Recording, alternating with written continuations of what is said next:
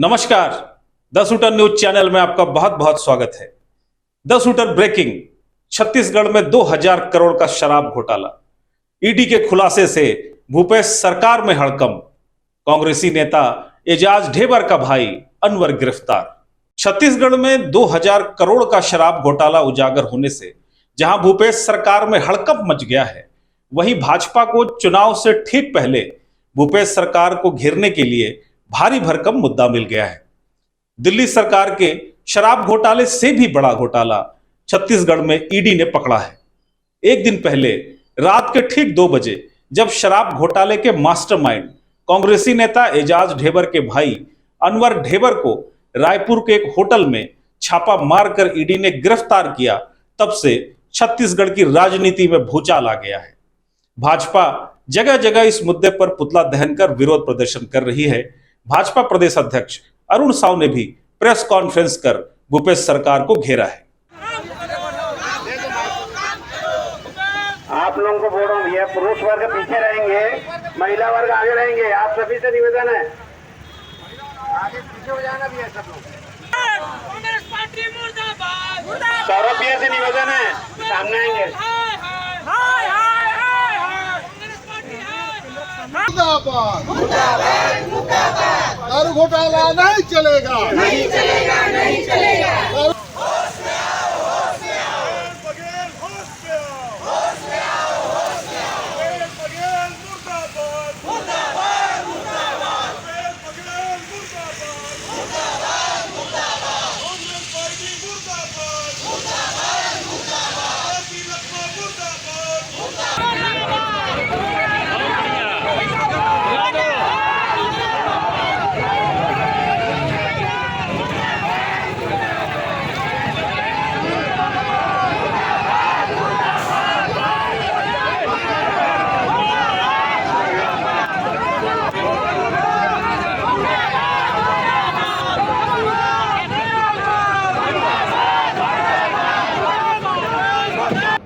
शराबबंदी का वादा, पर शराबबंदी के बजाय शराबबंदी से सरकार क्यों मुकर रही है, ये भी बता रहा है कि इतनी बड़ी अवैध कमाई शराब से हो रहा है। इसलिए शराब कैसे बंद करेगी ये सरकार? अपने उन वादों को भी करने का काम ये सरकार कर रही है। और इसलिए हम ये मांग करते हैं कि इन सारे मामलों की सुनवाई फास्ट ट्रैक कोर्ट में हो।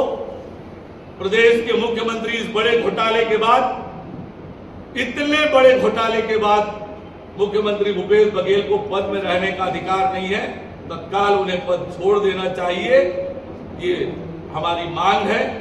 मामले की सुनवाई फास्ट ट्रैक कोर्ट से हो, ये हम मांग करते हैं। और हमने जो लगातार ये आरोप लगाए हैं कि छत्तीसगढ़ में भ्रष्टाचार का खुला खेल चल रहा है, ये ईडी के प्रेस रिलीज से और इस 2000 करोड़ के शराब घोटाले के मामला उजागर करने से ये साबित होता है। मुख्यमंत्री जी बार बार प्रश्न चिन्ह खड़ा करते हैं कि ईडी के छापे में क्या मिला। ईडी के छापे में अनवर ढेबर का 2000 करोड़ का घोटाला मिला। मुख्यमंत्री जी क्या कहेंगे? मुख्यमंत्री जी को इस पर स्पष्टीकरण देना चाहिए। अगर ईडी के छापे में 2000 करोड़ रुपए का घोटाला मिलता है तो ये 2000 करोड़ रुपए किसके यहाँ गया? मुख्यमंत्री के यहाँ गया कि आबकारी मंत्री के यहाँ गया? भारतीय जनता पार्टी ये प्रश्न चिन्ह भी खड़ा करती है।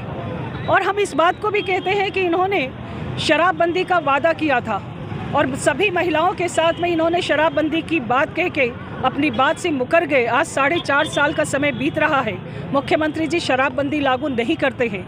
ये बात स्पष्ट है कि जो 2000 करोड़ रुपए की राशि है वो इनके यहाँ पे जाती है और 2000 करोड़ रुपए की राशि के लिए मुख्यमंत्री जी शराबबंदी का वादा पूरा नहीं करते हैं। उन्होंने छत्तीसगढ़ की मातृशक्ति के साथ में विश्वासघात किया है और भारतीय जनता पार्टी ने आज मुख्यमंत्री का और भूपेश बघेल जी का पुतला दहन किया है। यह सड़क की लड़ाई हमने शुरू की है और भारतीय जनता पार्टी महिला मोर्चा इस लड़ाई को मजबूती से लड़ेगी और जीतेगी। ईडी ने कल गिरफ्तार अनवर ढेबर को लेकर विस्तृत प्रेस नोट जारी किया है। ईडी ने बताया है कि अनवर ढेबर के नेतृत्व में एक संगठित आपराधिक सिंडिकेट काम कर रहा था। यह सिंडिकेट उच्च स्तर के राजनीतिक अधिकारियों और वरिष्ठ नौकरशाहों के लिए काम करता था। इस सिंडिकेट ने शराब घोटाला किया और छत्तीसगढ़ में बेचे जाने वाली शराब की हर बोतल से अवैध रूप से पैसा इकट्ठा किया। इसके लिए 3 अलग अलग तरीके अपनाए गए। 2019 से 2022 की अवधि में सिंडिकेट ने 2000 करोड़ रुपए कमाए। अनवर ढेबर की वजह से यह संभव हुआ, लेकिन वह इस 2000 करोड़ रुपए का इकलौता मालिक नहीं था। ईडी का दावा है कि कुछ प्रतिशत की कटौती के बाद शेष राशि उसने राजनीतिक आकाओं को दी। ईडी के अनुसार अनवर ढेबर ने एक ऐसा संगठित अपर सिंडिकेट बनाया जिसने शराब व्यवसाय के हर चरण पर अपने व्यक्ति फिट कर दिए।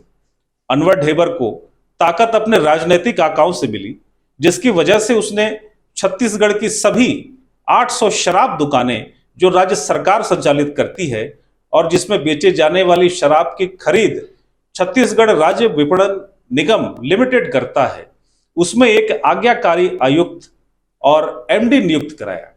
अनवर ढेबर का सिंडिकेट निजी डिस्टिलर्स, FL10A लाइसेंस धारकों, मैन पावर सप्लायर्स, आबकारी के वरिष्ठ से लेकर जिला स्तर तक के अधिकारी, गिलास bottle maker, hologram maker, cash collection vendor, इन सब पर नियंत्रण रखता था।